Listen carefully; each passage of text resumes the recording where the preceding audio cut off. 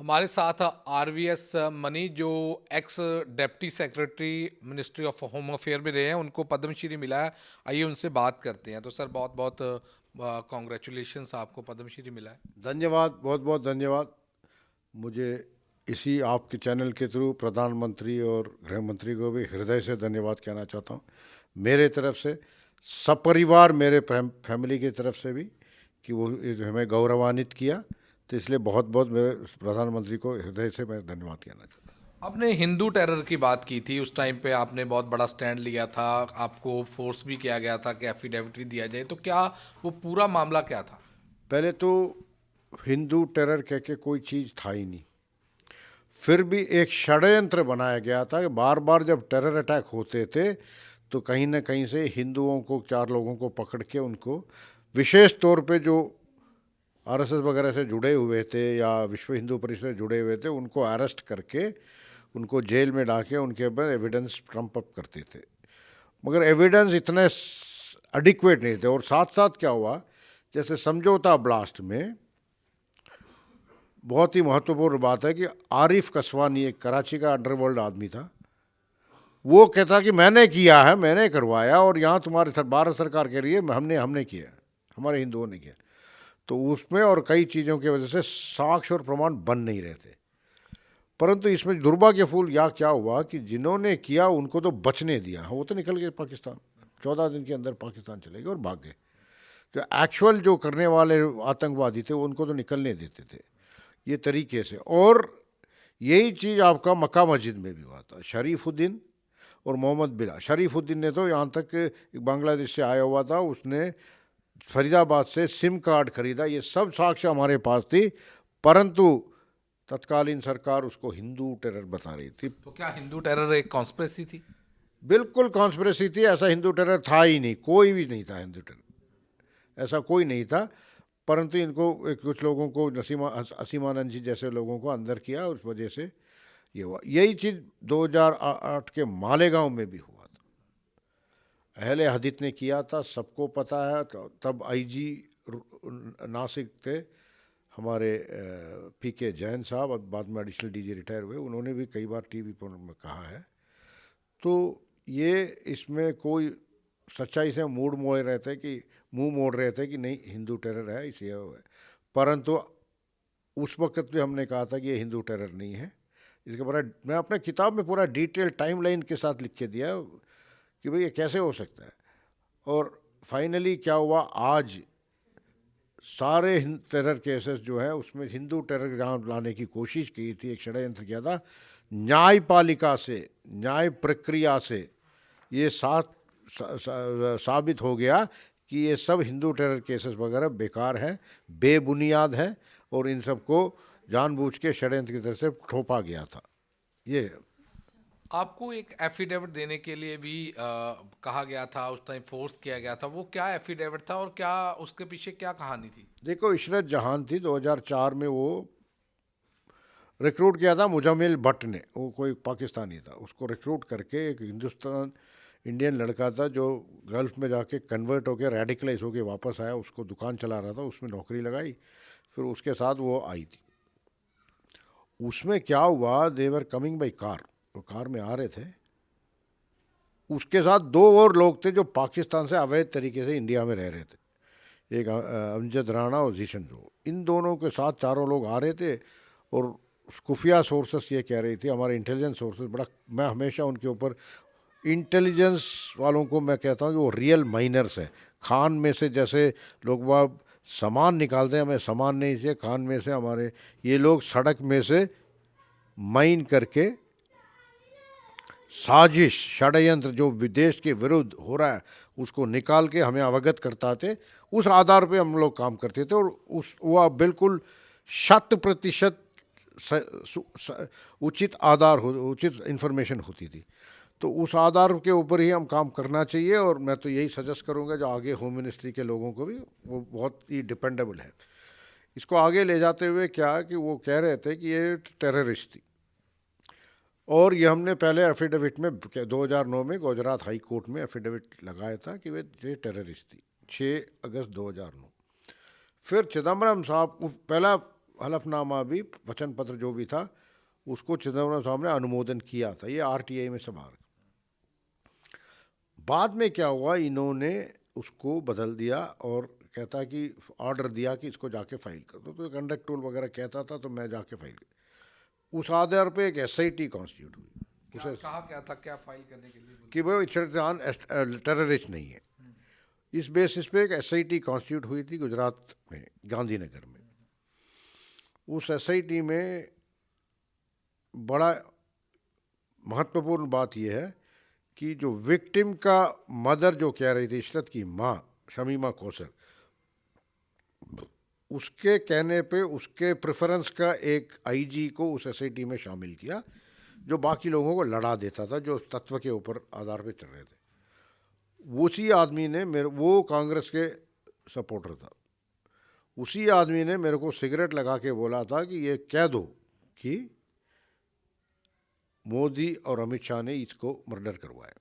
मैंने कहा ये तो मैं झूठ नहीं बोलूँगा। करते करते करते उन्होंने पहले तो इंसेंटिव्स वगैरह दिए, बाद में सिगरेट से दागा, फिर जो भी हुआ हुआ। मैंने फिर कहता है मैं तुमको मारूंगा, तुम्हारे देखो मोटा काली दाढ़ी और सफ़ेद दाढ़ी को मैंने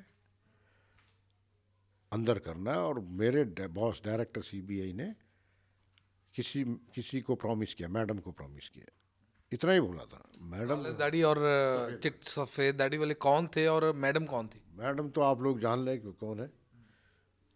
काली दाढ़ी सफ़ेद डायरेक्टर सीबीआई होते थे, वो आजकल रहे नहीं, रंजीत सिन्हा जी।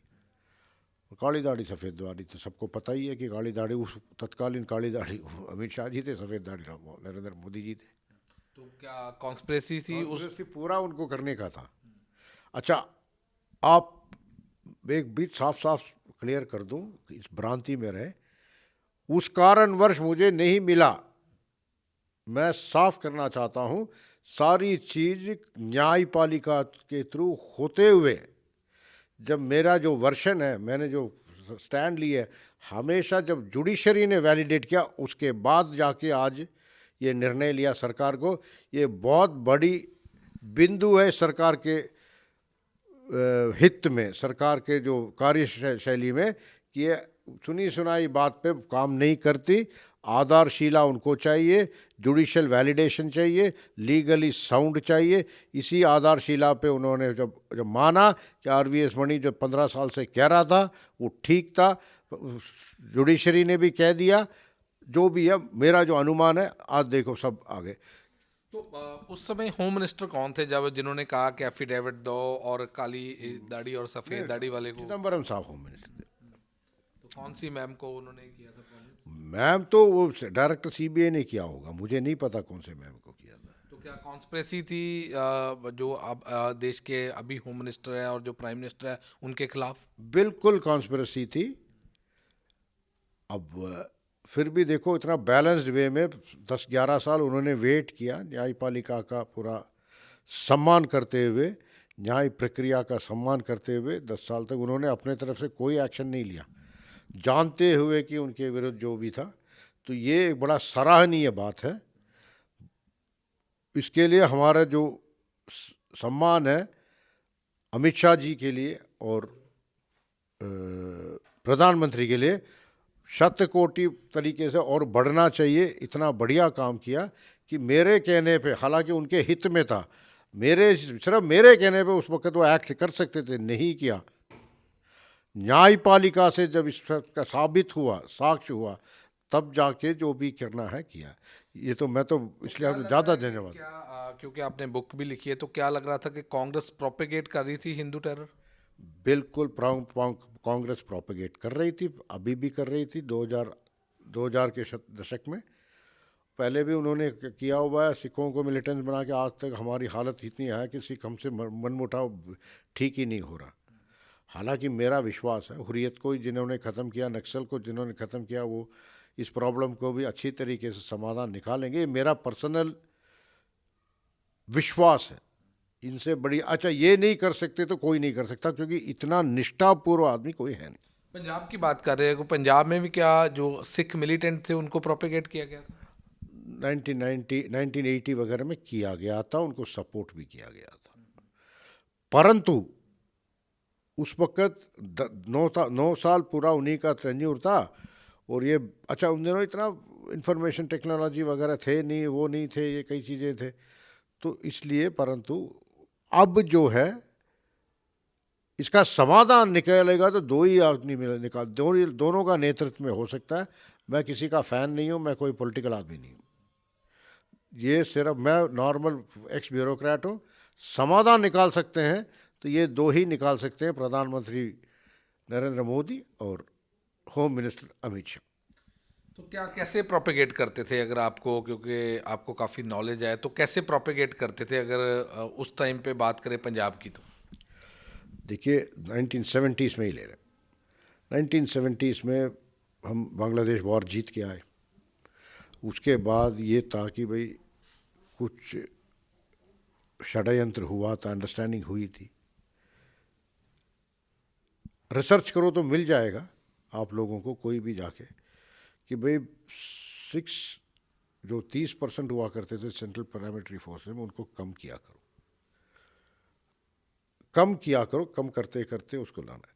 तो इसके लिए क्या तरीका यूज किया? जो ऑलरेडी सोल्जर्स थे, जो गांव आते थे, जो पंजाब में बोलते हैं पिंड, पिंड में जाते थे, सब पहले वाला दिन हीरोज़ वेलकम, पुलिस वाला अगले दिन बुला लेगा, सुबह से शाम तक बिठाएगा, शाम को छोड़ देगा। 3-4 दिन सारी इज्जत डाउन। तो लोगों से मन उठा हो गया नहीं, फोर्स में ज्वाइन नहीं करना।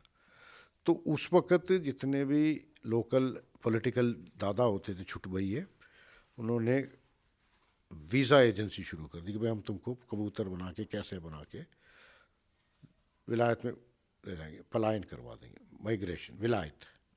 और दूसरा होता था मिलिटेंसी, ये गांव-गांव में हुआ। ये 1976 वगैरह में हुआ, इमरजेंसी थी ज़्यादा।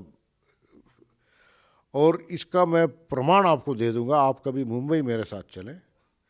कई लोग ऐसे ऐसे लोग हैं जो इन वीज़ा एजेंसी का मालिक कौन होते थे, आप लोग रिसर्च कर ले तो आपको बड़ा सरप्राइजिंग चीज़ मिलूंगा, अपने मुंह से नहीं कहना चाहता। मुंबई में अभी भी लोग हैं 40-40 साल से टेक्निकली अपने घर वालों को बोल रखा है हम विलायत में रह रहे हैं, पागल होके चरस पी के बुढ़े हो गए, फैमिली से कोई टच नहीं, ऐसे लोग हैं।